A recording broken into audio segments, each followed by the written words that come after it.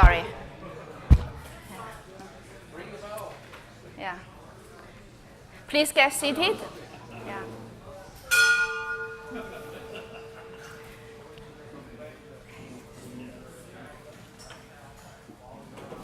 Yeah.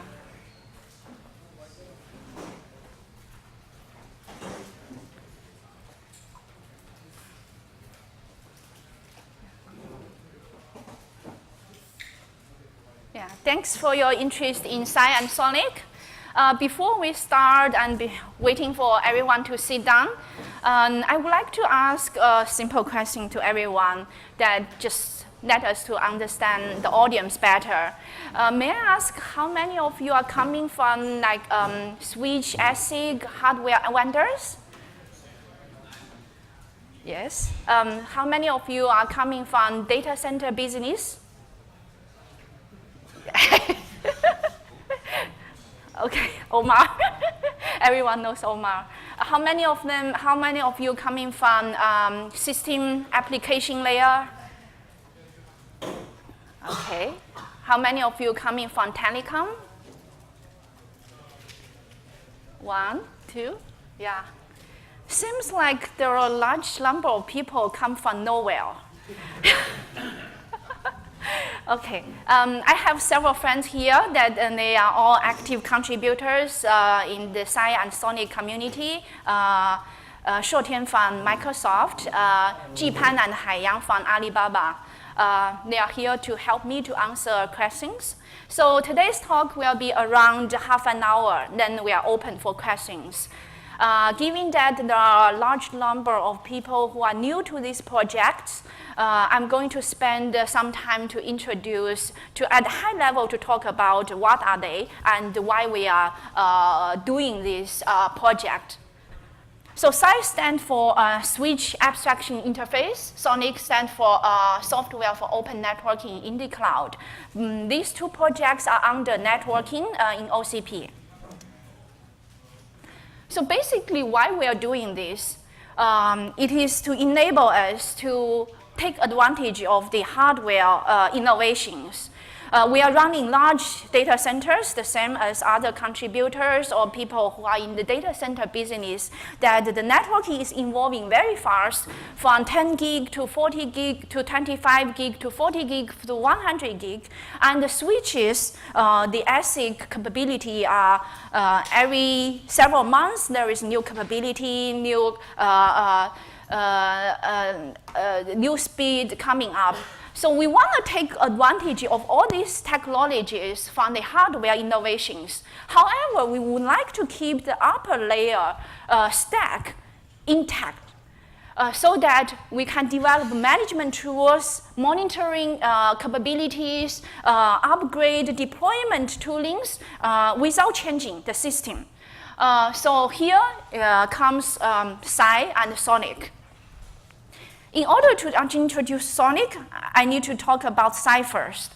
Psi actually is an interface layer, the API layer, which enable the ASICs, which was talking in different dialects using the same language to talk to the upper stack OS using the same language. So it will share the complicated logic underneath, make the application developers focus on your business logic instead of to try to understand. Interestingly, it's moving without clicking. Without you to understand the convoluted logic in the ASIC. This is old slides that in the ASIC part, we have almost all the major ASIC vendors supporting with their flagship chips supporting Psi. On the application layer, we have, beyond that, Dell, MetaSwitch, and Microsoft are all actively working in this project to propose the proposals. On top of it, there are multiple OSs, network switch OSs built on top of Psi. The latest one joined site community is Cisco, which announced in June in their blog that in their own chips, they provide site support so that there's a choice of OS running on top of it. So the community is actually working very fast. This is all slides up to the February that we presented in the OCP, that how many meetings, we have weekly meetings, we have how many commits, and what are the, who are the contributors here. So the main takeaway here is we are releasing quarterly. Every 3 months we have a new release. We add new proposals. Proposals works like this. Either users, ASIC vendors, or OSs contributors come to propose what I need to the community meeting. And through several iterations, we reach agreement with all the ASIC vendors. This is reasonable APIs. We can achieve that. This is common architecture that which can work for the next several years, so that we agree on the API level, and then release the API, the ASIC vendor go back to implement it, enable the OSs or application on top of it to call directly the APIs. So just take a look on what we are releasing. Interesting. Yeah. So interesting. Let me hold this. So since interesting. 1 second.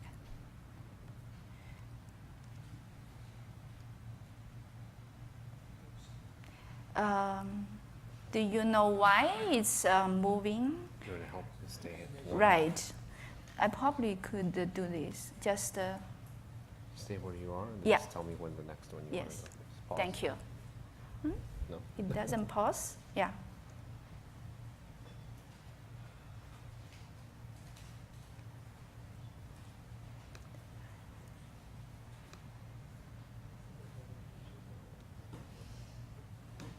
So what slide do you want to go to? Going back to here. Yeah. I want to stop at this place. Let's stop there. Let's yeah. try. Okay, let's yeah. Thank you. Thank you. So this is a snapshot of what we are working on in this year. We already released the green part in the first half. As you can see that we work very fast to enable the capability for the users. The TAM comes monitoring capability comes from Broadcom, that Broadview can, so that Broadview can be built on top of it. Marvell contribute on top of it. How do we do microburst monitoring? Hold on, let's just forget presentation mode. Right. Move it. You can probably.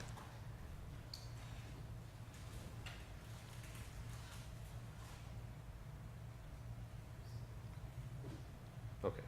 Yeah. Is that okay? Yeah, thanks no so much. presentation mode. Yes. Just keep it. Sure. Yeah. So on top of it, Microsoft is proposing the critical resource monitoring, which enable the application has the capability to have the capability to peek into the ASIC to understand what is your usage of your TCAM, routing table, and all the critical resources. This actually coming from one of the pain points we have seen in the data center when running the data center. Fast reroute coming from MetaSwitch. So the green ones, in the last 6 months, we released all the green, the green proposals. The blue ones are what we are working in the next half, year, like including the int monitoring capability from Barefoot as an extended capability, and the P4 model from Mellanox.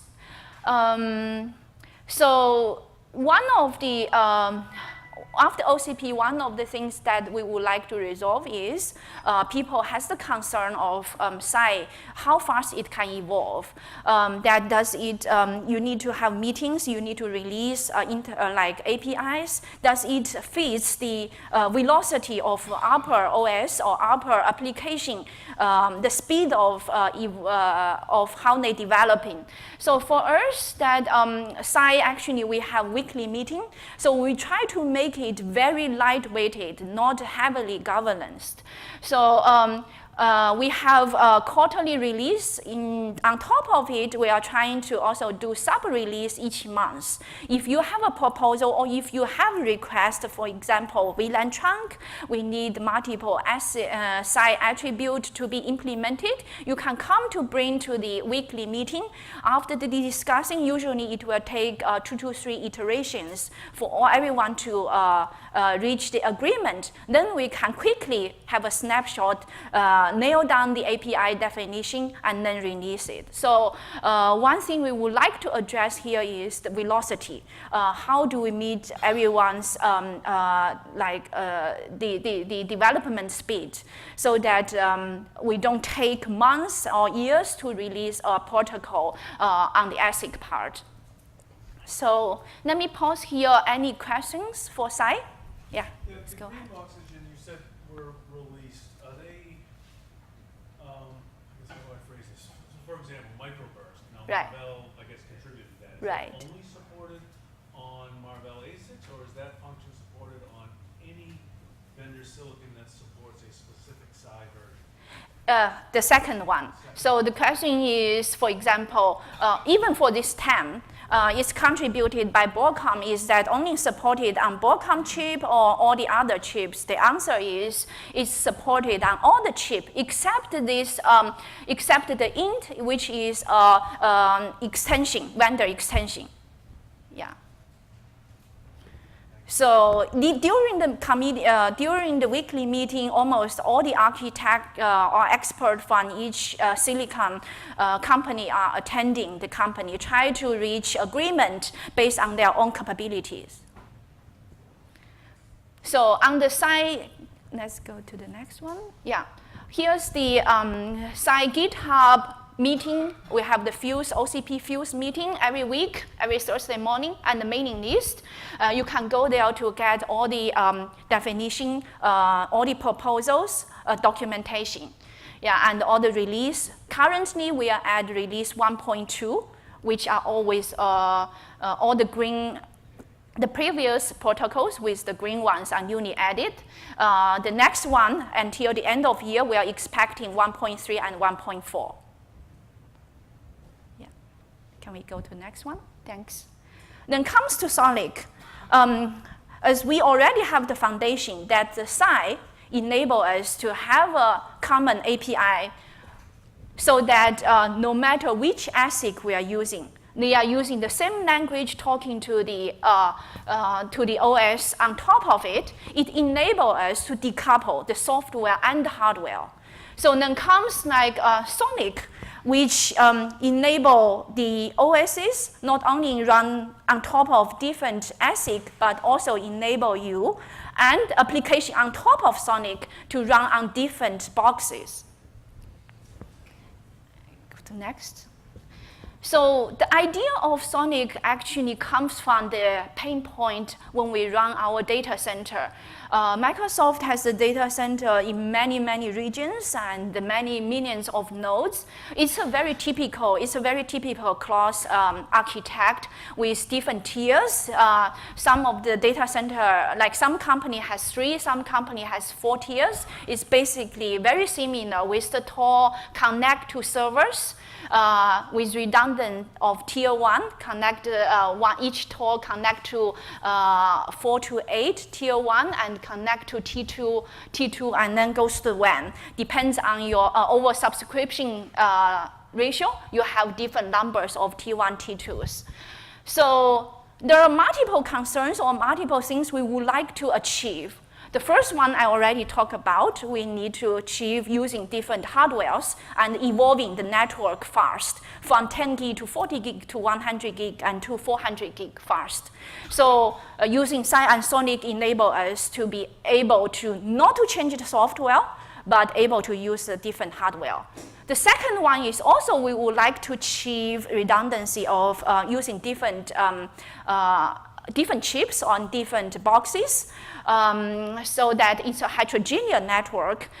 We would like to run the same set of software battle tested on this heterogeneous network. If you have the original proprietary boxes, you have to talk to different companies on different features. For example, RDMA is a huge thing for us to achieve no latency for storage traffic. Then we have to talk to different box vendors for implementation validations.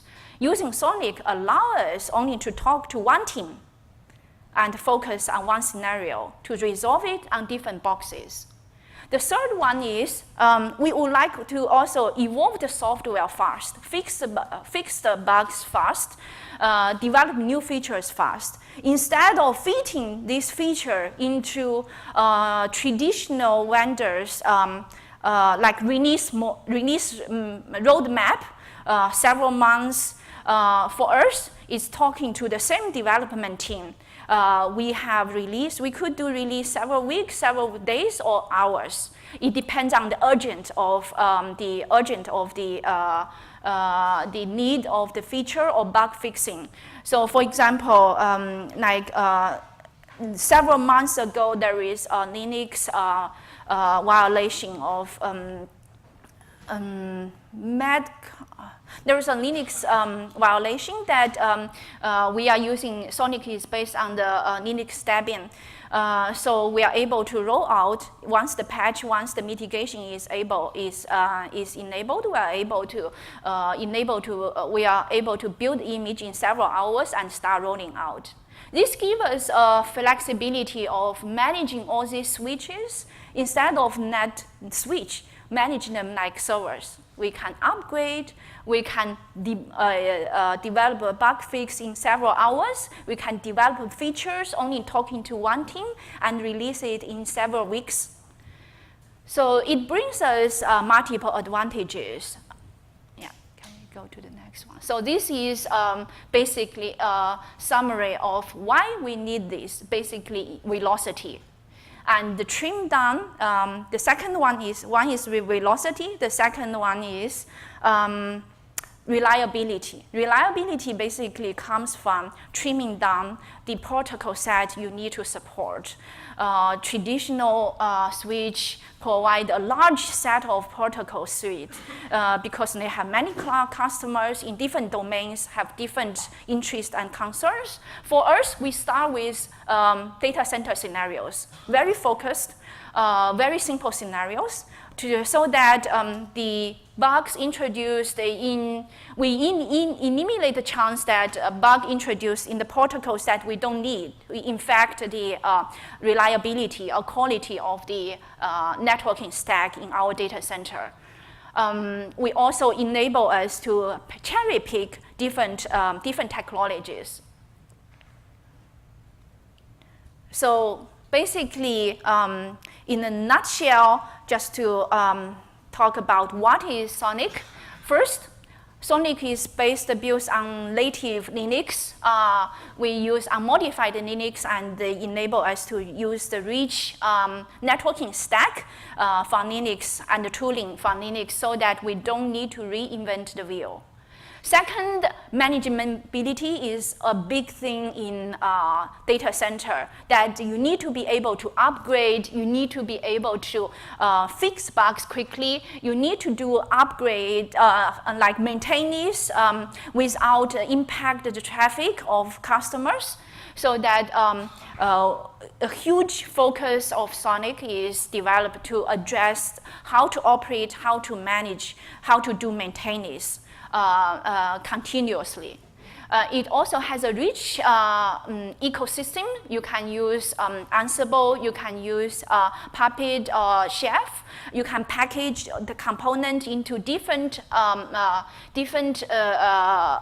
packages in different format. We are using Docker, but it doesn't stop you to package the component into Debian or other like format. We pick the component from the industry without inventing the wheel. For example, the BGP part, we are using Quagga. It doesn't stop us from using FRR, doesn't stop us from EOS, BGP. The database we use Redis DB. So there are many choices in Sonic. The last part is actually it's open source, fully open source on the GitHub. At the end, I have a link so that you can download it. You can get the latest development of source code there. So in a nutshell, it is Sonic enable you to make a commercial server plus a NIC plus OS. It's become a switch. It's a switch, yeah, server. Basic, yeah. When you say hitless upgrade, are you talking about the network architecture, or are you talking about like kernel hot patching? The OS, the firmware upgrade, yeah. So this is not unusual that when you have a bug, when you have an update in the data center, that you need to roll out the firmware or roll out the new features to your network. And the most concern for all the data center operators is how to minimize the disruption of the user's traffic. Yeah, thank you. So this is also at a high level that Sonic packages all the big component into container. We are using Docker in this case. So what it enables, first, it's nicely the extensibility, so that if you are not using like IPv6, using IPv4, you can put IPv4 into a different container. If you are not using this Quagga BGP, you can use FARR, put it into a container to plug in. Basically, it enables us to develop. First, we have the brain we developed. Like a switch state service, platform, and utilities. Second, it enables you to plug into different, cherry pick what is already existing in the open source community. For example, Quagga, LLDP, Redis DB, we don't need to development. The third one is enable you, for your scenario, you can have first-party applications to extend to your own scenarios. So we find out this architecture is actually suits us maintain this development velocity very well. Yeah, please go to the next one. So another key for this design of Sonic is beyond the container, the database architect is also a key in this case. It is the container plus the database which enable you to achieve hitless upgrade, to achieve evolving all the components independently. So all the application, they are packaged in different in containers. Their data was writing to the application DB. In this application, this is a whole Redis DB database. We have this orchestration agent which manipulate the data, sort it out, make it in the right data inside DB. Later, it writes to the ASIC. This container plus this database architect basically enable you to be able to swap the containers during runtime without disrupting the traffic. So I have a small demo here to show you how this was an old demo that we did on OCP to show you, give you a taste of how to do the upgrade. Run Sure. believe. Press play. In this demo, I'm going to show you the Sonic containerized design. Here is the Sonic device. There are 8 containers running. Each container hosts a service. The database container hosts the Redis database. BGP container runs BGP protocol. If you want to manage the BGP protocol, you can log into the BGP container and check BGP status as well as configuration. Next, I'm going to show you one advantage of using container, the easy portability across machines. Imagine you do not like Quagga BGP stack and want to use another BGP stack. Sonic allows you to do that by just running another BGP container.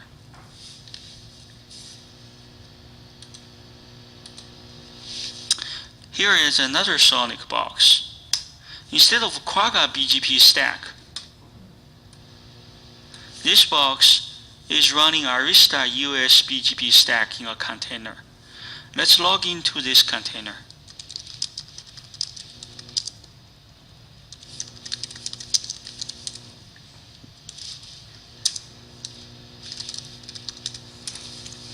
This container is based on Fedora 18. Without container, if you want to run this BGP stack on top of Sonic, you need to recompile all the source code under Debian Jessie. However, with container, you can simply take the binary and run it in a container.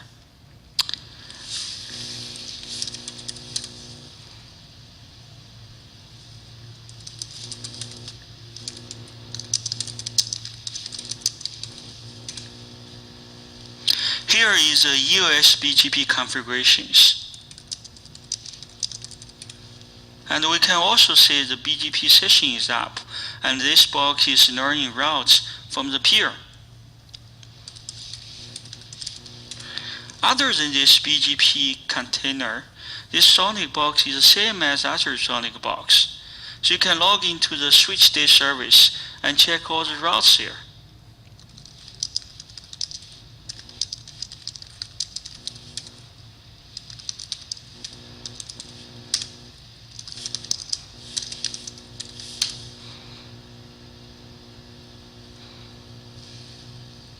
So the Arista BGP stack learn all the BGP routes and sync them into switch-day service, and then use a Sonic stack to manage the ASIC.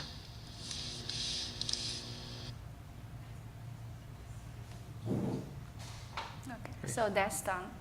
So basically, what we are looking at here is, as a data center operator, that we feel that multiple things that very concerns that we would like to improve, particularly in the domain of operation, maintenance, upgradability, so that we invest heavily into this. How do we decouple the components so that we can upgrade them independently, evolving them independently? We find out that, and also we would like to cherry pick the technologies in the industry so that we can evolve fast. So that we find out this architect of using Docker to package up all the components into different container with the database underneath to sync the data and enable disaggregation from the upper application layer and the ASIC database. Enable us to have this capability of hit list, upgrade, maintain list, and evolving. We feel it's very much beneficial. That's why we develop, we continue this route, and we contribute to the community. So this is also old slides from OCP that how the ecosystem develops and evolves.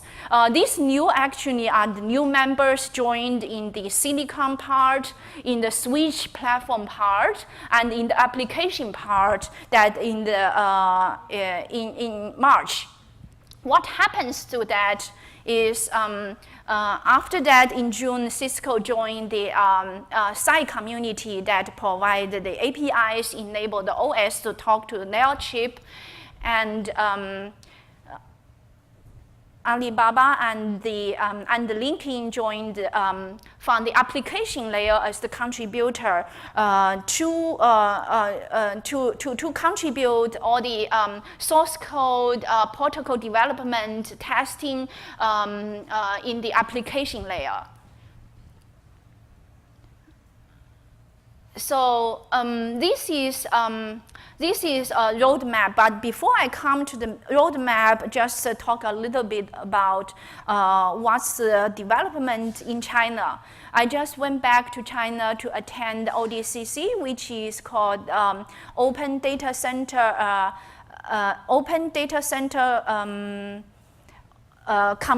Committee Summit in August. That is organization initialized by Baidu, Tencent, Alibaba, China Telecom, China Mobile, and Unicom. It is organization very much like OCP. It's open source data center technologies. The big players was this seven before, but now it's extended to 47 members, including other application developers and ASIC chip vendors. They are pushing hard on white box solution. When they establish a project called the Phoenix open source white box and open source OS project, which will promote the release of stable release on Sonic. What they are going to do is first to work on a stabilized release so that publish it regularly through this organization. Second is to organize an interoperability test so that they have a test lab, could have put different switches to make sure that from the hardware part and software part, the interoperability works. The third one is like they're organizing that tools and packaging it up so that it makes it easier to use for the smaller companies beyond the BAT to be able to have the menu, know which is stable, and to be able to use it. So that's the development in China. So coming back to here, that since OCP happened in March, that what we are working on. These are all the protocol stacks that we already released. These are the work in progress that you can see. Actually, it comes from multiple different contributors other than Microsoft, even though all of them are in the data center business. There is still slightly difference in the scenarios. Like we don't use VLAN trunk, but other companies using VLAN trunk, and have a different company has different setup MTU settings, and like linking is concerns about this ECMP. How do we accelerate the recovery if the ECMP is done? So different contributors come to work on the different protocols. So these ones in the middle are supposed to release at the end of the year. What we are going to do is we are going to hardening this, like stabilizing and publishing a stabilized release on our GitHub. Yeah, what's looking forward that we are still planning for the next release. Yeah. So the last slide actually is some resource for you that if you would like to see the resources, the source code wiki, and also we have a page on the supported hardware, and the table is going. So thanks Omar. Yeah, let me go to the web page. That multiple things that we are working on.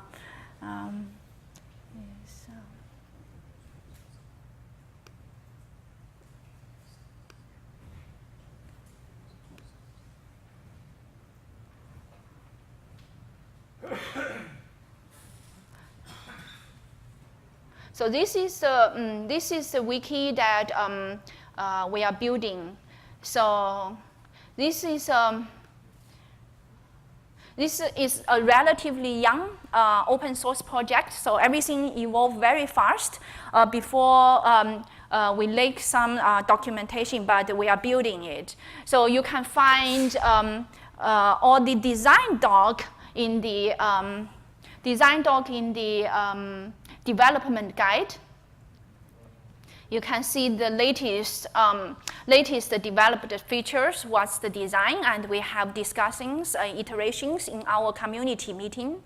Also, you can find how to do the test. We publish the test guidance. We have reference of testbed, how to set it up, what are the topologies, how do we use fixed boxes and connectivities to mimic different T0, T1 topologies. This give you the all the instructions of how to set it up, how to run the test cases.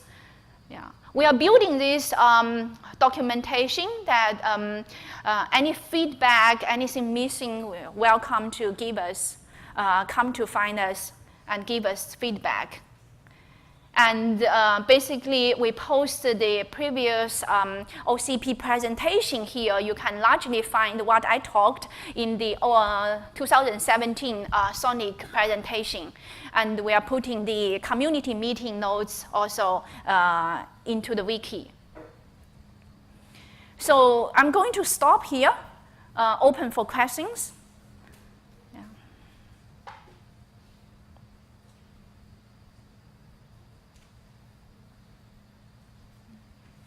So, Yeah. I thought I'd kind of bring up one of the concerns that was sort of for real-time sort of streaming telemetry. This is a very good question. We have multiple telemetry solutions and monitoring solutions. We have SMP, we have syslog, we have mirroring, which enable you to look into the packet, try to diagnostic what's happening there. For this, basically, because we have this database, it allows you to streaming the data directly from the database out to monitor what's happening on the switch, but it's on our roadmap. It's not there yet. Yeah. Yeah. Monitoring actually is a big area that we are going to invest. And also it's the common interest among all these contributors.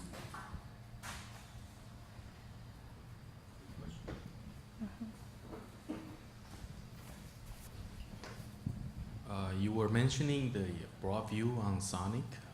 Did I hear it right? Then is that going to be this year's release? It depends. It depends on the so. To enable ball wheel on Sonic, there are two steps of work. One is on the side part, the implementation from Broadcom. So the header has been already defined, and the Broadcom this actually the header can apply to any ASIC who need to use it, who would like to provide it. So first, the ASIC needs to provide the implementation of TAM. Second. In Sonic, there will be an agent plugin to run the Broadcom ball wheel agent. So as far as I know, it is on their roadmap, but there is no solid date of when it will be provided. Yeah. We can communicate once it's confirmed. Yeah. I would. Just a request. I'd love to hear if you all don't mind, the folks from Alibaba. I know you're relatively, you've started using and kind of getting involved with Psi and Sonic. So I'd love to hear kind of what you found useful, what was faster for you, where do you think you can contribute, what are some gaps that you think you can contribute to? Just to put you on the spot, sorry. So from our point of view, Sonic has a very good architecture and very solid basic functions. But as she mentioned, different data centers have a different setup, and there's something amazing, and we are working on it. And we feel we get a lot of help from Microsoft and other community members, and that's a very good thing. And probably we'll have more community, have a larger community and get more support, and that's a good thing for everything, for everyone.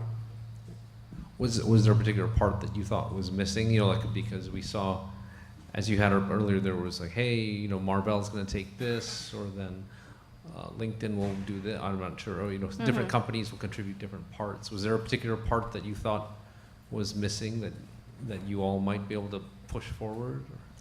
One of the feature we care about is the VLAN trunk feature. Probably that's not being used in Microsoft data center, but in Alibaba we use VLAN a lot, so that's the one feature. Yeah, there are also some lag-related feature and lag fallback, and which is also being worked on. So that's it. There's some other small features, but great, thanks. Thank you. Yeah. Actually, I want to add 1 or 2 sentences here. Oh, sorry. Others always wanted to get from other people. Yeah. So, as Jipan said, interestingly, many of the contributors in this community come from the same background, the data center and cloud providers. But there are gaps, there are differences in the scenarios that we find interesting to discuss. How are you going to use the VLAN trunk? How are you, even the packet, the MTU, how are you setting it? How are you setting the MAC address? When do you need to time out? When need you age it? So there are differences in all these among all these companies that so that if you would like to have a deep understanding of the data center scenarios, welcome to the community meeting. We find out it's a very interesting place to discuss and to see what's happening in different data centers. Yeah. I have a few questions, but the first one, if you want to run Psi on a Broadcom chip, you have to load their SDK, open NSL, and then Psi on top. What is the effect of this relatively big stack on the latency of programming the chip? Anyone from Broadcom here? Okay.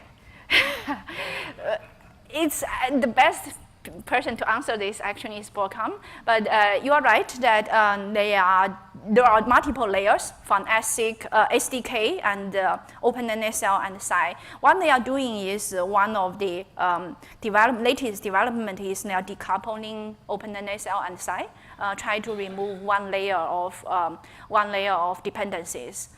Second is also they are working hard to keep the velocity of site release. Actually, they are working very closely with multiple contributors in the community, try to meet their deadlines. Yeah. Another question: if I develop my own container with my own routing stack, like the COS, for example, I have my own routing stack that I want to use on Sonic. What is the necessary modification I have to do to that routing stack in order to synchronize with your switch state service? That's a very good question. That actually I would like to invite one of the developers here to answer. So basically, the question is he has his own application. What does it take to be plugged in, and what parts might be touched? Yeah, hi. So I'm a dev on the Sonic project. So basically, in the demo, we've seen that the Arista EOS is ported onto the Sonic. We also have the Quagga ported on the Sonic, also the FRR. So how we can work across all these different stacks is because we're using the same Redis as our RPC channel, and we're just using adding a very light overhead on top of the application so that it can send for example, the routing information upon a specific format to the Redis RPC channel, and then the Sonic will take the information from the Redis database and then consume the information and sync to the ASIC and like compile the ASIC. So if I want to run GoBGP, for example, on Sonic, I will have to develop a shim layer. It's already there. So we've already tested the GoBGP. Okay. Yeah. Mm. Okay, thank you. So actually, either Jipan or Haiyang, can you please chime in? Because when you plug into different thing, different application, it might touch different application or different component. My question to you is, to you, what's the best way or quickest way you feel that to understand these components? Because you introduced the VLAN trunk, you introduced this LACP component, right? From your point of view, how did you get used to, or how did you learn the components, how to touch it, which one to change? Any experience or to share?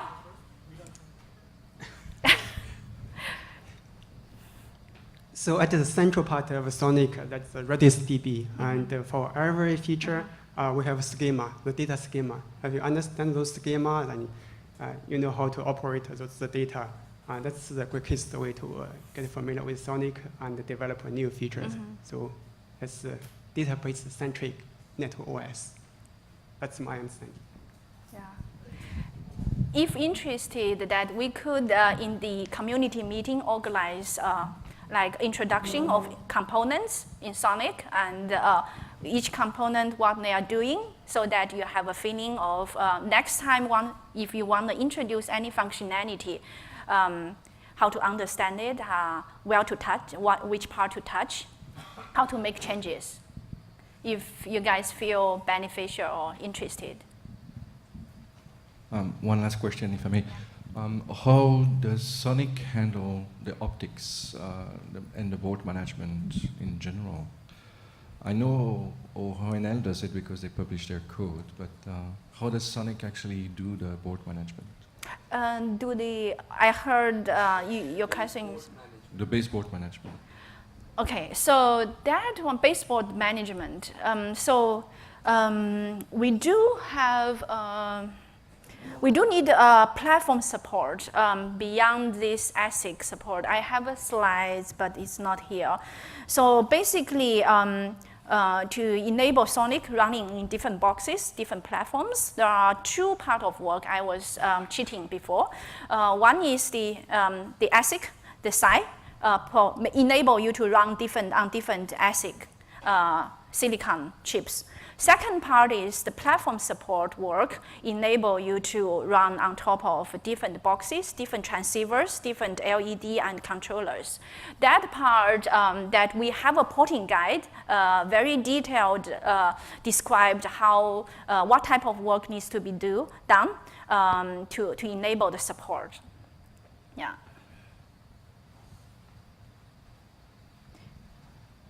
Any other questions? But is that a specific library, or is that a specific? Or just following up on the platform support. Yeah.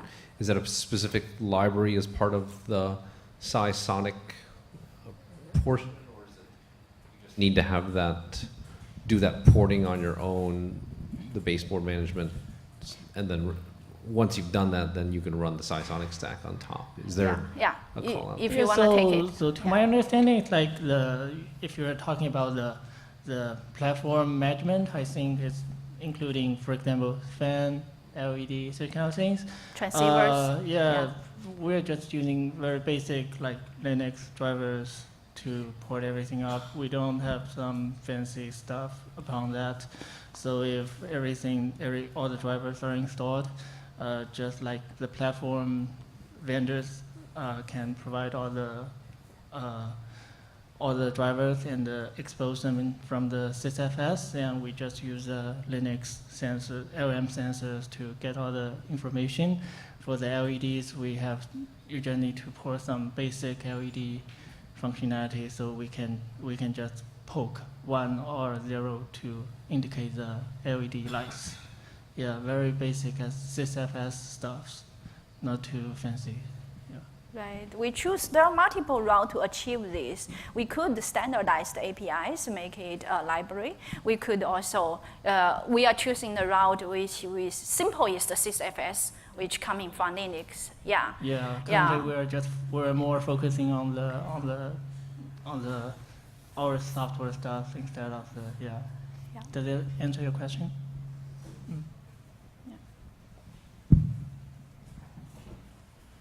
Any other questions? Yeah. I have a question.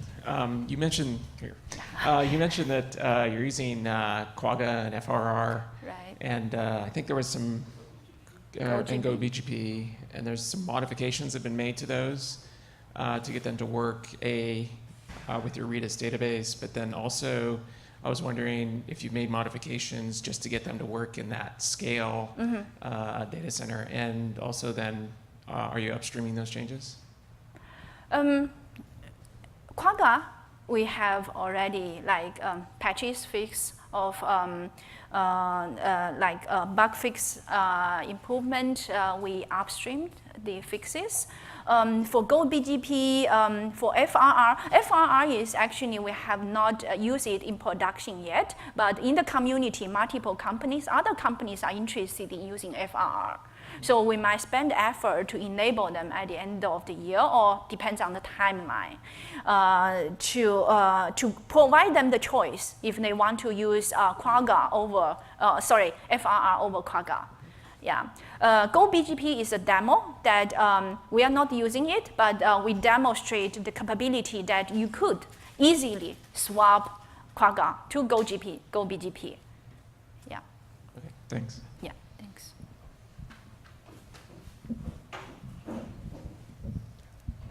Are you able to kind of share those like Go BGP, like how do you integrate that to the Sonic and, for example, the Arista BGP, the COS, how that's get integrated, or how do we actually be able to license that software if customers like to, try it? So this I need to research. Yeah. Yeah. So the Go BGP is already there on the GitHub. So Right. because the Go BGP is like open source, I think. So it can be easily like ported onto Sonic. For the rest of the OS, it's not there on the GitHub. There might be some other issues. Right. Mechanism of how to use swap from Quagga to Go BGP, we have. We have examples on the GitHub, but the EOS BGP is because of the IP owned by Arista. It depends if they are open source or not. If they are not open source, we can only demo it. We cannot put this component into any of the source code we have on the GitHub. Yeah, because I think Sonic can eventually become like a platform. Exactly. It enable you have, yeah. Work with this type of use case to kind of integrate those license software. Yeah. Do you remember where the example is for the Go BGP swap? On the GitHub? Uh-huh. Yeah, it's how we do the Yeah. swap. Uh-huh. There are some procedures need to be done, so all the tricks are. Yes. So in order to swap the BGP stack, we do have a live demo. I think it's on the YouTube. But yeah, so all the source code are there, all the tricks are on the YouTube. So it's basically very simple steps. In order to build the Go BGP Docker, it's also on the GitHub, so we can just use simple command to make a Go BGP Docker that can be directly ported onto the Sonic system.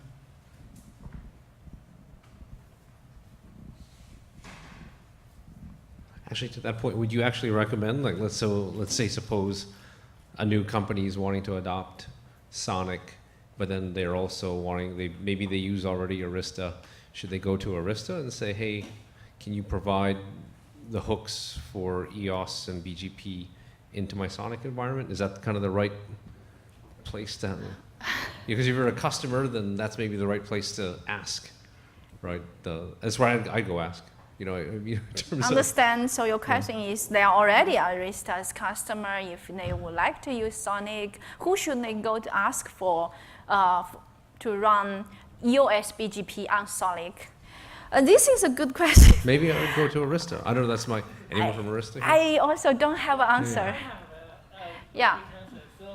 Yeah. So how we did the Arista demo is we didn't ask Arista to contribute anything, and we don't write like more lines of code. How we do it, like we install another fake Quagga inside the Arista EOS Docker or inside somewhere else, because like the Quagga itself, it learns the route from the kernel, and it's sending out the FPM notifications. We just get the FTPM notifications and translated the notifications into the database format so we can read it. So the Arista EOS, it gets the routes, it's like writes to the kernel, so we get it from the Quagga. That's like how we do the demo. Yeah, I think that's straightforward. Yeah. So maybe that's even something you could publish in an Arista users group, right? Because I get it. I mean, it's not something that you can, it's not publicly available, right? You have to be an Arista customer to get access to EOS and how to program it and all that stuff. Yeah. So you just can't publish it out on the web to say, here it is, because that's The steps. Yeah, that's their protected because API. the tricks we're down. Yeah. But all the customers, just like as if I were to I can publish a script that scripts around EOS CLI, right? Yeah. Then I can publish the steps. But that's only for like the customers of Arista. You could probably share, hey, this is how we kind of intercepted the notifications from the kernel and all to sort of map it to Arista BGP. And then that's, again, only useful to people who know Arista and have access to Arista and all. But then it allows them to plug it in. I'm not sure. Yeah. Not a lawyer. Yeah. So, So but what I would Sortian talk said, to- what Sortian talk about is basically it's simple. It's easier to swap. It's not like science for building a rocket. But what Omar is talking about is how to make sure that people can get support and easy to follow the steps. But at the end, like who can support it, and for long term, that probably has to talk to Arista or talking to us, so we can have a three-way talk that to find out long-term supporting model. Yeah. Yeah. But technically, if you only want to make it technically working, it's not that difficult. Yeah. By the way, to the earlier there was an earlier question about the performance of all the different OpenNSL and then a SI-like layer, right? So like at Facebook, we go through OpenNSL, then the Broadcom SDK, and then we have our own sort of abstraction layer that sort of predates SI, and there's I mean, probably every vendor company has already that abstraction layer, right? If you're at a vendor and you're supporting different chips and different platforms, you very likely have an abstraction layer just internal that works on different silicon. So you already have at least two. And then the OpenNSL layer on top of Broadcom is very, very minimal and like no overhead. So that's a pain in terms of in translating it and all, but in terms of performance, it really isn't. Yeah. Right. So SI, is SI blocking or non-blocking? It means if I have my own OpenNSL application that use the OpenNSL API, and I'm using an application on top of SI, can I use both at the same time? You said you are saying that you have application That talk directly to the OpenNSL API. It depends. It depends if the site has been defined or not. So I have my stack running Yeah. up on SI. Yeah. Fine, but then I have another application, and for certain reasons, I decided to go with the OpenNSL API. Can I use both? Theoretically, you can go through a different route. It doesn't, it doesn't block you. Psi does not blocking you from using OpenNSL. Yeah. Yeah, but if you would like to achieve the truly disaggregated mode, instead of have a dependency on Broadcom, there are many other chips which has different capabilities, port speed, that using Psi will enable you to achieve the same software, the same application running on top of all of them. It's just the feature richness of OpenNSL compared to Psi. OpenNSL is richer in features. Yeah. We are also like working on Psi features that if you have something in mind that you don't see it in Psi, that will come to the community. Yeah.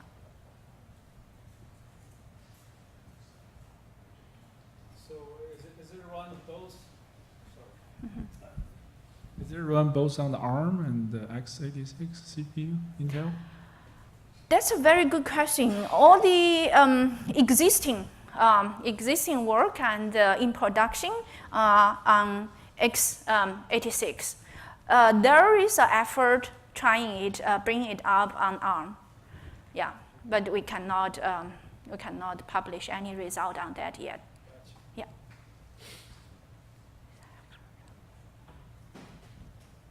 Any other questions or discussion? Doesn't have to be questions, for Xin and the presenters, but just open discussion about Psi and Sonic. Exactly. Yeah. There we go. Yeah. Oh, sorry. You mentioned earlier during your presentation that the Linux kernel you're using has been modified.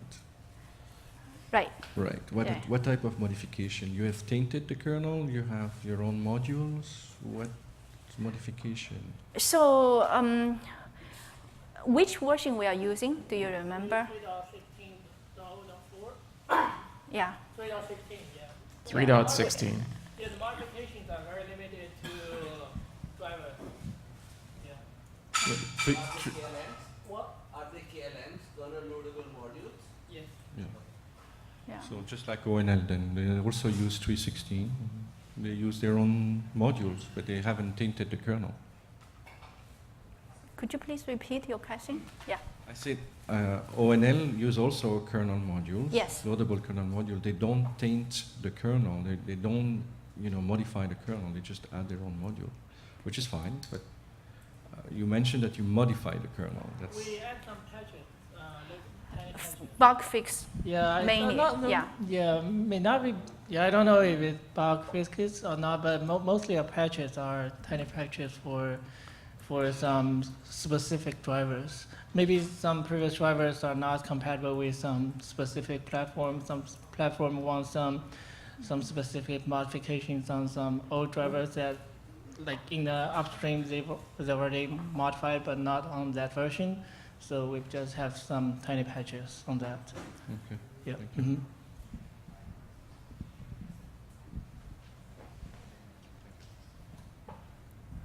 Okay. Great. Yeah. Thank you very much. Yeah, thanks everyone.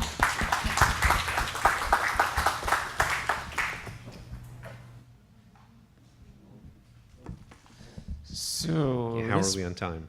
brings us back. How are we doing on time? 3:45. Actually, that's perfect. So we had one more item, actually maybe two, depending on, where's Bill?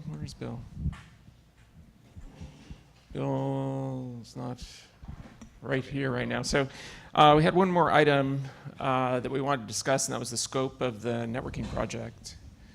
Do you want to lead that? No, yeah, so we can go ahead and bring that up. So one of the things that, if you look at the original charter for the group, right, it very much started 4 years ago, data center, right? It was all about data center, and in fact, I think the charter may even call out, like, starting with top of rack, right? So pretty clearly, fast forward now, we've covered a lot of different form factors. There's PoE, there's campus branch wireless, there's a whole set of softwares. I think it calls out that we don't do software either. Yeah, I think it says, we don't do software because that's going to be something else, but now we've pretty much done software and continue to do that. And so one of the things that we wanted to bring up, obviously a lot of folks here are interested in beyond just top-of-rack hardware, right? But what does that mean for us to officially kind of go into, to expand our charter, right? Is there a limit? You know, how far do we want to go, right? Just to put it out there, like, are we into free space optics? Are we into, you know, some of the projects that I've already, 60 gigahertz mesh wireless networking? Is that really where we want to go here as a networking group? And what does it mean for us to work on certain technologies? One of the things that anyone who contributes, software or hardware, you're asked to kind of look at the OCP principles, the tenets of OCP, right? Which are things like openness and efficiency and scale, right? And we've been trying to say that, hey, maybe that's the core, right? Is that whatever, we're doing this for hyperscale, but then, as we talked about earlier, we're now looking for scale and efficiency in the access space, right? So for managing Wi-Fi access points, arguably, there are probably people with more Wi-Fi access points than they have top-of-racks, right? So from a management problem, it extends. So I just wanted to get a sense of if anyone has some feedback on keeping us within data center, really within this particular CLOS topology or top of racks. Anyone have any feelings? Should we be deliberately expanding? Any objections to that? Certainly software as part of the charter. Also, if there's areas that you think we should definitely stay away from, that you really don't think we should get bogged down in, perhaps. Omar, within software, it's kind of a big category. Maybe there are some areas within software that you want to look at. As an example, we talked about OMM or OOM earlier today. Does it make sense to look at hardware management or the software to manage the switch and APIs or management, software management solutions, applications to do that? I'll throw out another idea. On the server side, we're looking at OpenBMC. Is that something that the community would like to embrace? Yeah. So just to repeat, if you couldn't hear, from the software perspective, I think we've largely tried to avoid being very prescriptive. We just said, hey, if you want to work on software, what software do you want to work on? And it comes up like, hey, let's work on OOM. For the most part, it runs on a switch right now. It's true. Right? It's switch We software. haven't gone beyond to the network management or Yeah. It's switch software, but we've tried to avoid saying, hey, yes, and we've kept it to that domain. We've avoided saying we must have one interface layer or one stack or one loader or one. It's just kind of emerged. So I think one of Bill's questions is, do we want to be more deliberate in the software space to say, hey, let's start up a subgroup working on monitoring, and maybe monitoring could even involve off-box stuff, right? We could do passive monitoring software or active monitoring software. We could launch different probes across the network and centralized probing mechanisms that maybe leverage some of the in-band telemetry work that Psi and Sonic is doing, or P4 is doing. So that's a possible place that we can investigate. Bill also mentioned OpenBMC. A lot of BMCs are starting to show up on switches, and I think there's a group you mentioned that is chartered with OpenBMC right now. Yeah, the hardware management group is chartered with looking at OpenBMC, and I can tell you that there's a lot of work that's going on there, and I think we'll have some announcements that will come out at the Dallas workshop. Any thoughts on that software scope, or even just the charter again? I think you had passed that off. So a few comments. Number one, I brought it before, common layer of data models, maybe working together with OpenConfig, maybe with some other people, would be very useful, because there's variety of routing stacks you could run on top of OCP. They all look different, have different CLIs, different behaviors. You would really like to abstract all the difference and have northbound API that are common across all the platforms. Right? A lot of work is being done as we speak, so input from OCP would be useful, again, into IETF or Metro Ethernet Forum or any of the bodies working on young models. Number two. Do you mind if I pause on that? Because I want to kind of go into the. Anybody here actively as either a vendor or an operator working with OpenConfig? Yeah, yes, no, definitely, but I'm just trying to get a sense if anyone else is actively supporting that. Maybe it's not at the right layer, you know, it may be more of a NOS question, but okay. Outside of OpenConfig, there are 250 young models in ATF. Some of them could be quite useful. Number two, today, if you look at the way we consume features on the hardware, they're mostly consumer perspective. So we use what's there. It would be really great to create a set of requirements towards Broadcom, Mellanox, Barefoot, what we want to see in the next generation. Maybe close is not always the best topology. Maybe I want Butterfly. Maybe I want something else. And if you look at what's available today, close is most economically viable model.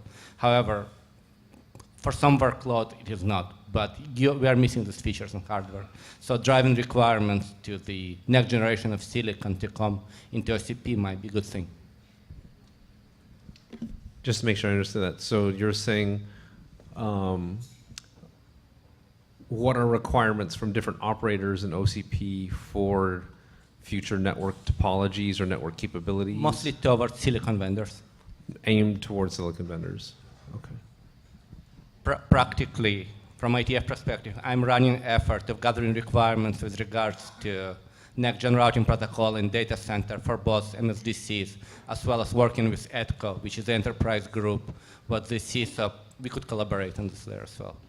So most people do BGP, however, there's life beyond BGP, right?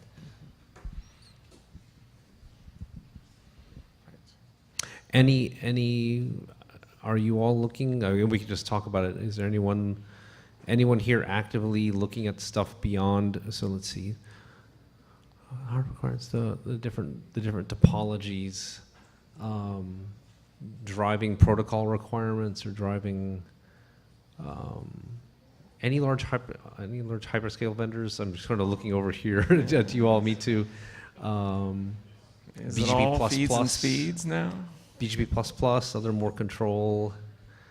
Oh yes. So in OCP, I guess I didn't really hear a lot about OpenFlow.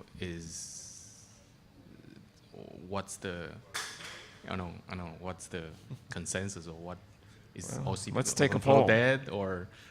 Let's take a poll. So how many people see OpenFlow in their horizon? Is this something that people are asking for? I think like in the past, we've said like from a software perspective, we're not espousing like, hey, the solutions must support OpenFlow or they shouldn't support OpenFlow. It's just we've sort of let that software stack, whoever wants to use SciSonic, whoever wants to use an OpenFlow-based solution, whoever wants to use Linux as the interface, that's your preferred interface, then go do that, right? Yeah. I mean, the reason I answered the question is I suspected there wasn't much demand for it at this point.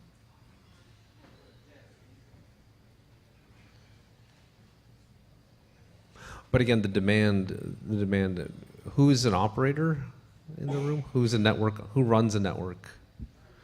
You got AT&T, you got a campus network, the hyperscale folks, right? So we've got a few here. And again, it's really just, if you're on the vendor side, you hopefully are hearing from some of your customers whether or not it's OpenFlow or not. Are you able to talk? Are you looking beyond BGP in the data center? I mean, for us, we still use BGP in the data center, kind of to the point about kind of a layer 3 BGP, but we are looking at, the thing about not BGP, then we have to kind of consider how complicated is that topology. Like if it's a true mesh topology in the data center, then you can't rely upon ECMP, you can't rely upon sort of equal pathing, which is more complicated. I think we mainly use RIP. Actually, that's the question. So what's wrong with BGP? Someone wants to answer that.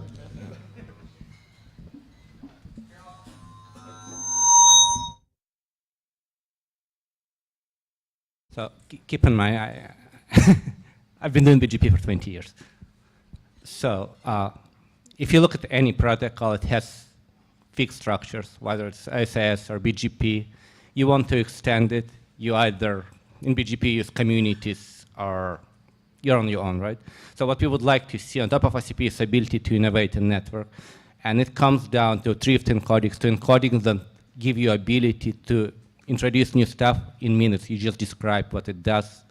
And again, thrift gives you ability to do this. And I think Facebook is doing something similar. So looking beyond classical protocol into something that's more sub-pass bus, which has some logic, which computes your shortest free pass or, I don't know, or lowest cost path on top, and uses high performance protocol to distribute this logic. It could be right next thing to do. It's not easy, but it's being done at Facebook, at Google, and probably we should be looking at it as well as community. So I don't disagree with everything you just said, and I have not been doing BGP for 20 years. However, BGP has survived in a whole bunch of environments and a whole bunch of places, and what Facebook and Google can do, which is change their own entire world, is not an option that 99.99% of the world actually has an option to do.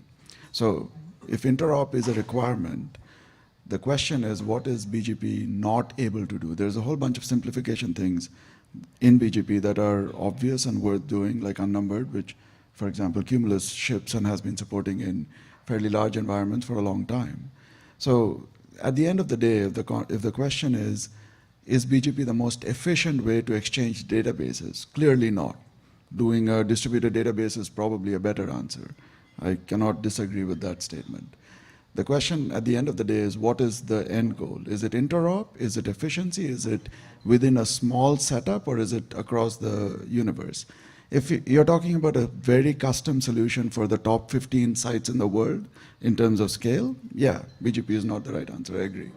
But if what we are looking at is OCP, which is a general wide community solution, then anytime you touch something like BGP, we have to understand what the interop implications are for a protocol that fundamentally stitches things together, right? Yeah.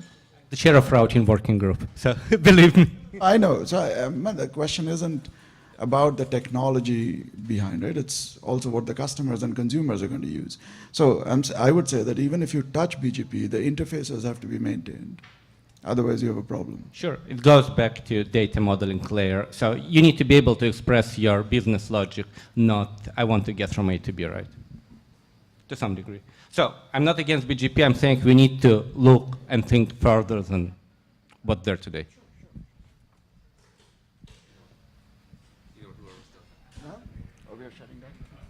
So we haven't, one of the things we've talked about, and we haven't really done too much of it formally, we haven't actually convened a user group within OCP networking. Like, we were trying to keep it all together, like all, you know, but we haven't explicitly said, hey, OCP operators of networks kind of have a small working group and then provide that feedback, right? Maybe it's not BGP++ or, you know, whatever else, but maybe it's the type of topologies. You know, so 4 or 5 years ago, we would have said, we're moving away from these very big centralized boxes and we're moving more into a cloth fabric style with a smaller box.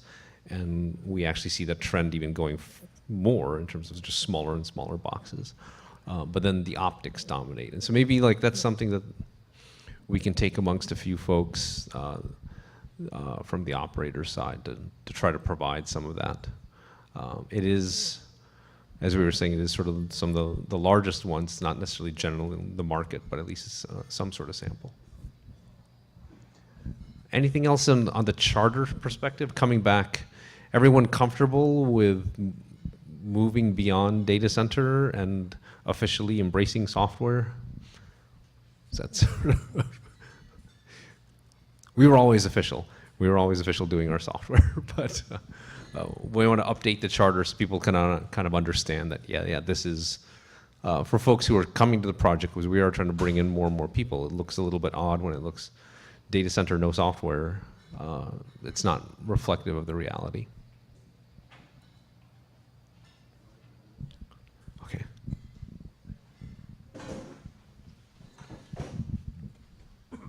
Hi. I think there are some really nice opportunities for the very high bandwidth requirements that are a little like data center, but in fact are very different market sectors. So for example, as you get wireless that does 20 to 40 gigabits or higher, that breaks a lot of things. That's an opportunity to do things that are defined to meet the common needs rather than painting ourselves into the corner, which I think you could say we've done with many of the older proprietary specs.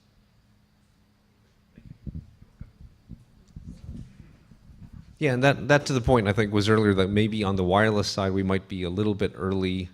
Not everybody's running to do white box APs quite yet, but I think it is a good point where if you go look, if folks are familiar, like the most obvious example is the Reliance case in India, where they brought in 100 million users, and yes, it was free. How sustainable it is, there's all sort of business model questions there, but the fact is they visibly moved the needle in terms of the number of people coming on board, and it was a huge access problem. It was not a data center problem, although they had data center problems too, but it was an access problem.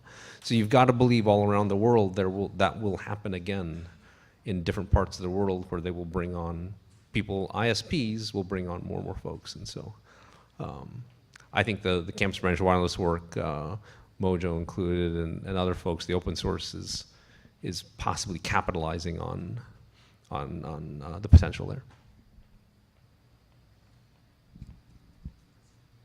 Anything else? All right. Bill, do you want to take us home here?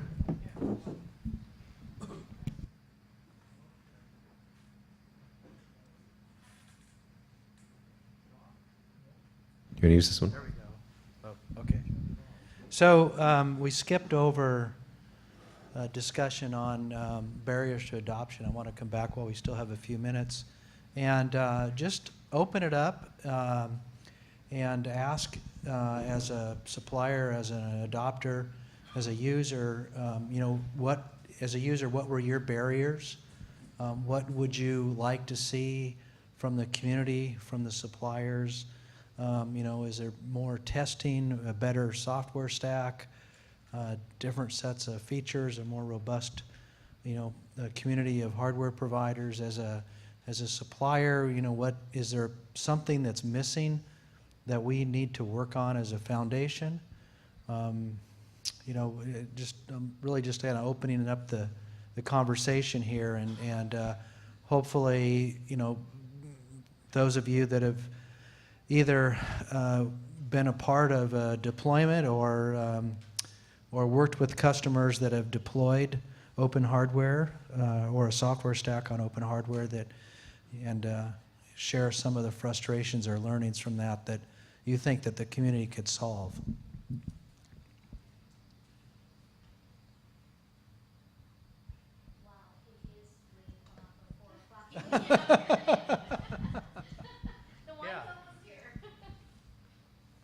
Yeah, go ahead. Yeah.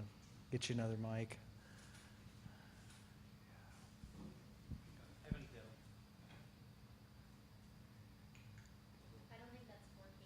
Is that one broken? It's on.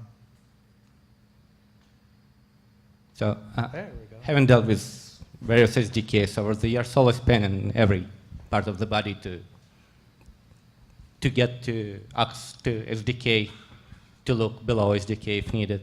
So having something like P4, so not necessarily P4, but language that allows to abstract differences between different SDKs and give access to maybe not 100%, but at least 70% of most important features, and provide, again, this feedback from OCP towards whoever develops this language would be very useful, rather than trying to solve over and over again. New SDK comes, it's not backwards compatible, there are different functions the same. I mean, we've all been through this. Having this high level of abstraction to program hardware and completely decouple HAL from the top layer software would be very useful and make OCP much more agile in terms of progress.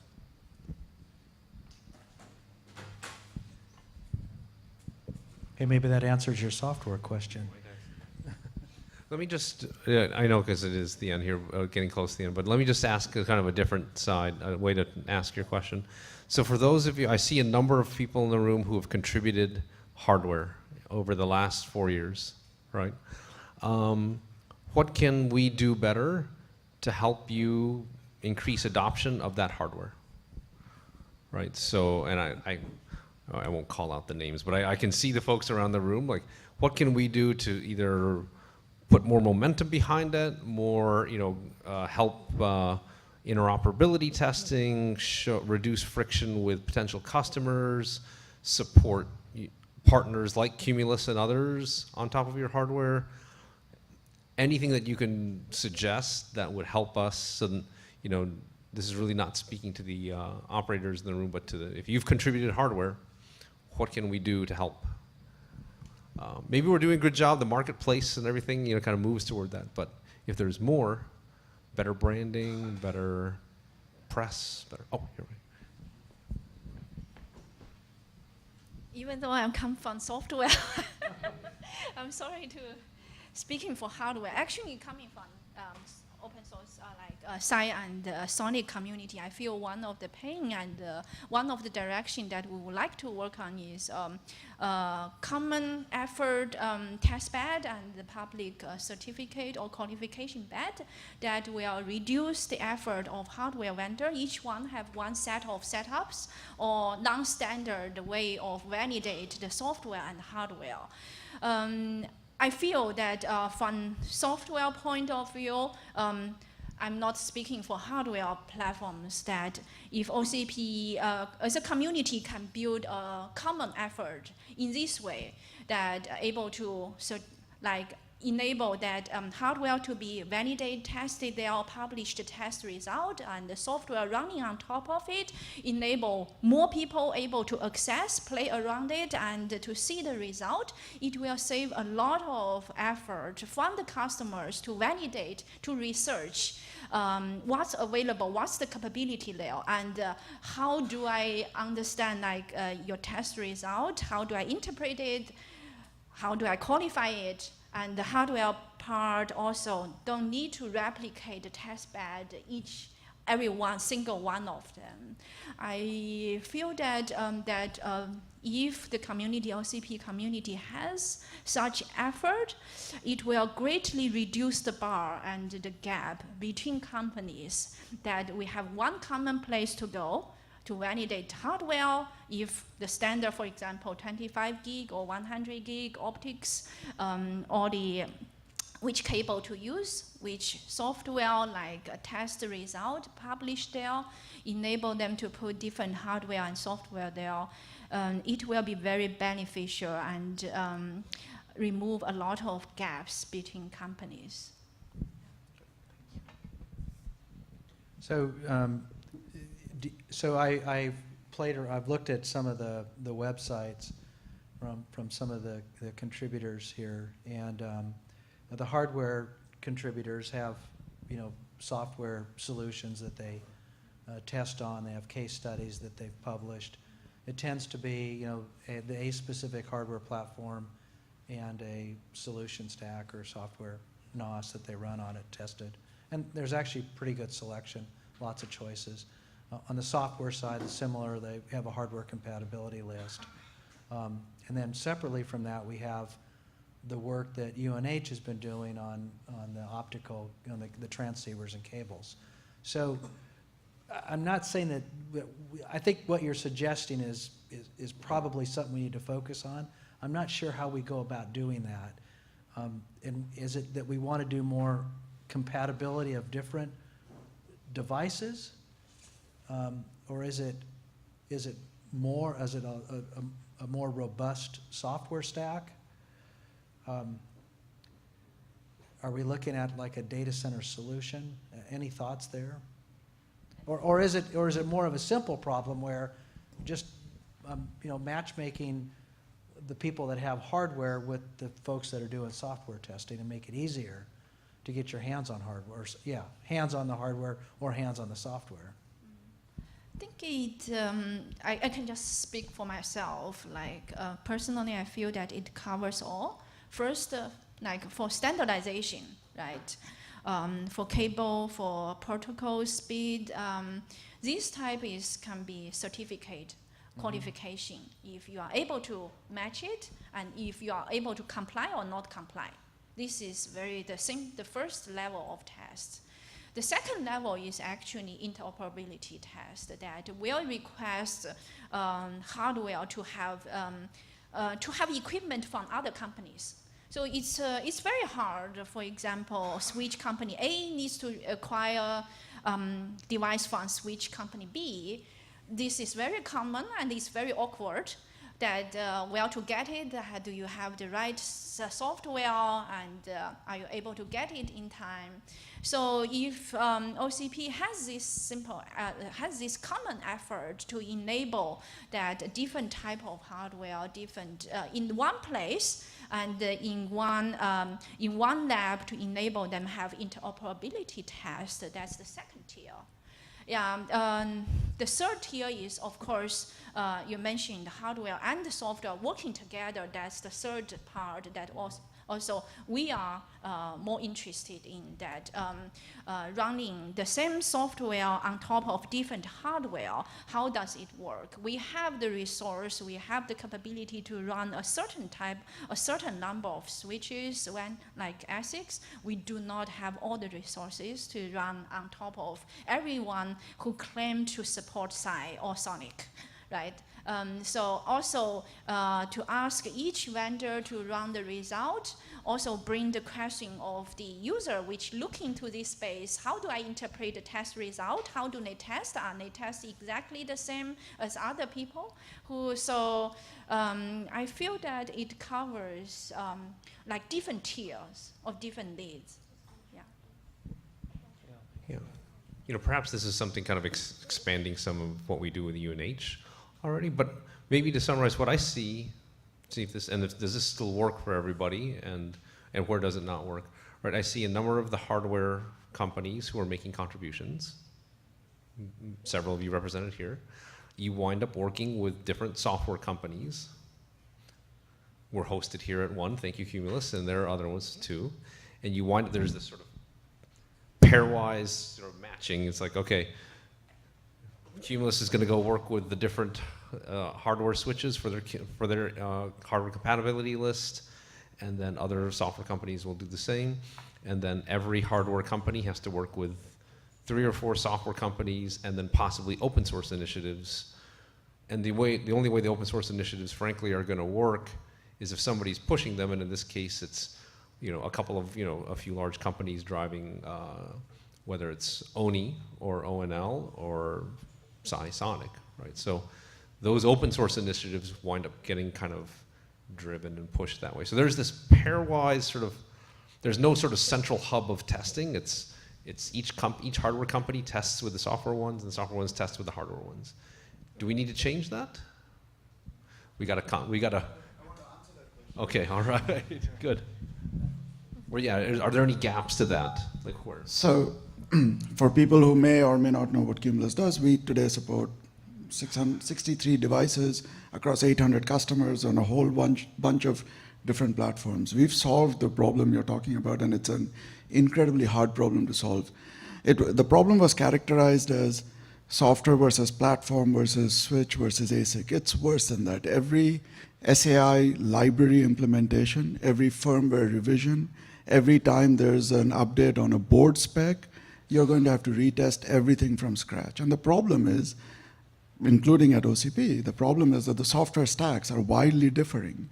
And to say that we can test it is also incomplete, right? Because just talk about this topic. You've talked about building shim layers to readers for every routing stack there is. Backing that is going to be platform drivers that might be private patches that come out of a kernel tree that may or may not work with the ASICs the exact same way.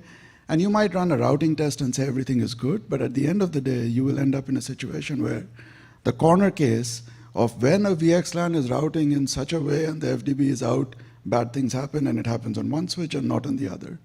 Somebody is going to have to stand behind it and say, how the hell is this actually supposed to work? So Cumulus obviously has a very biased position here, and I'll just say that, which is the software stack cannot be wildly different. Each and every new NOS model that you introduce creates one more vector of, and it's not just an instance, but it's a vector of inconsistency. This is the reason why we pick Linux as the networking model. You make everything conform, it's standard, it works everywhere, and make it all work out.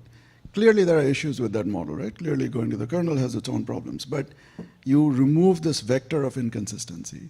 You go down the current sort of n NOSes with n API layers. Every layer has its own complication, which you cannot solve by testing. You can standardize, you can create all kinds of APIs and say these are the API behavior requirements. Every layer is validated by its own vendor. If OCP can pull that off, that'll be fantastic. It will give you the freedom and the leverage, but that everybody here and all the people not here will have to sign up for that and say, I'm going to do this and I'm going to do this every day, even though it may not make money for me. Yeah, so I guess there's a technical aspect to it, which is, yes, each way that we go, whether the market has a number of different ways that it's approaching this problem, whether Linux or other ways and whatever, all these different solutions, different protocols, different. So there's a technical solution there, or there's a technical problem there. I guess my question was more of a business relationship question. Let's say that 3 software companies all use Linux as its interface, and they all used Quagga, but they're 3 separate software companies. Do the hardware companies in the room go to each separate software company to do their compatibility testing, or do you centralize, right? Even if the technical model is the same, if you've removed that inconsistency vector, do they go to all those 3, or do they go to a centralized one? So if you can get to a standardized software model, then it becomes pragmatic to have a centralized test model. If you don't have the standardized software model, then I would say a centralized test is impractical. It's not pragmatic. So I think centralized is the answer, right? It becomes a standard at that point. So I think you're advocating for, given the disparity in the software models, or the kind of the different ones that are there, that this sort of pairwise matching of, is the only option. Yeah, I want to echo that. I've been in a situation going back to 2003 where I've led teams that have built switches with both Broadcom and Marvell silicon. And one of the things I concluded from that is all of the silicon vendors that make Ethernet switch chips build in features that are not tested when they do FCS. They also build in features that are used by particular vendors. And in the absence of the situation in the PC industry, which took decades to get to the point where there was a standard interface and standard BIOS, as much progress in his work as companies like Cumulus have done on ONI and the other standardization efforts, one, the chips are extremely complex compared to a PC processor chip, even a Xeon. There are all kinds of configured options that are not documented, that you can only find out if you get to the right people inside. I think this is a very serious problem in terms of broad deployment. It's really hard. So maybe to kind of not close on that, but I think one of the things that we came was, to whatever extent we're going to double down on continuing our interoperability testing that we do with UNH, right? I think that's still valuable. I think people find that as a plug fest, that sort of thing. But it may not, it sounds like it's a way before it's going to replace any of this software hardware company matching and testing, and who's going to stand behind it and all. So, but still worthwhile, I think, continuing if we can broaden out the UNH work. Does that sound? I see nodding there, like there's still value in that interoperability testing, even if it's not exhaustive or complete. So what we could do as OCP is to define minimum set of useful functions. Add route, delete route, add label. They implemented in every ASIC, different ways, have different names, but they do the same thing. We know no hardware vendor want to be completely commoditized. On the other side, 70% of features we use their commodity, whether they like it or not. So if we can, as OCP, identify this 70, 50% of features that do exactly the same thing, define them well, and give ability to augment this unique functionality that might be only particular vendor provides, we could be testing again this 50% and then use additional 50 if we want to.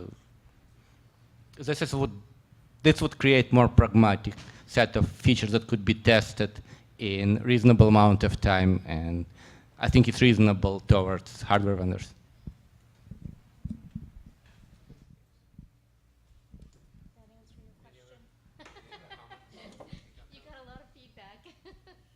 I'm standing between this group of engineers and beer.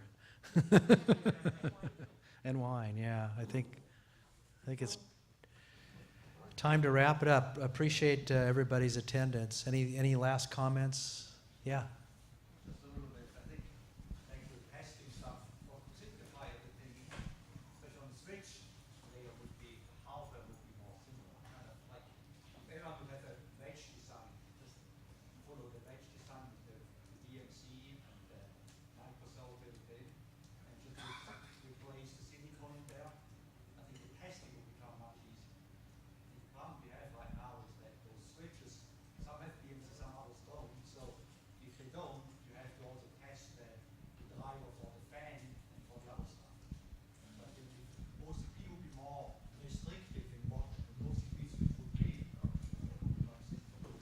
I think you're pointing out something that, you know, that was big earlier, that where we do have multiple, I don't want to call it inconsistency vectors, but they are differences, right? So the hardware is different. Some have VNC, some don't.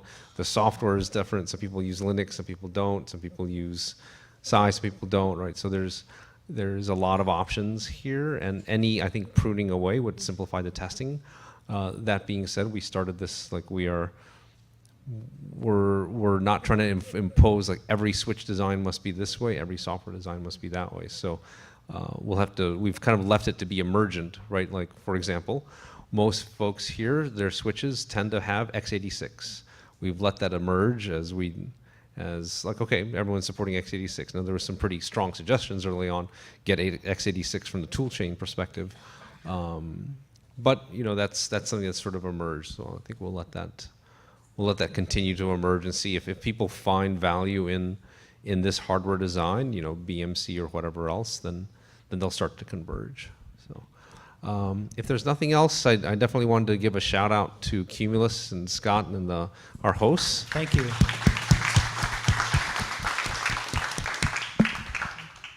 And thank you all for sticking with it and being engaged throughout. You know, I was in a couple of the conversations and just this last one with Psi and this broad one. Thank you all for contributing, and I took a few notes throughout. We'll try to circulate some stuff afterwards. Anything else? Yeah, I wanted to make one comment. This was recorded, and Tech did a great job of it. So if you have peers that were not able to attend but are still interested in hearing what happened today, please go to the website, the OCP website, and you should be able to get the link for the recording. Yeah, thanks Tech for that. Smoothest workshop we've had. Oh my gosh, so much better. Yes. So now we have the fun part. There is beer and wine in the kitchen and light refreshments. So go ahead and help yourself and continue to meet with the community.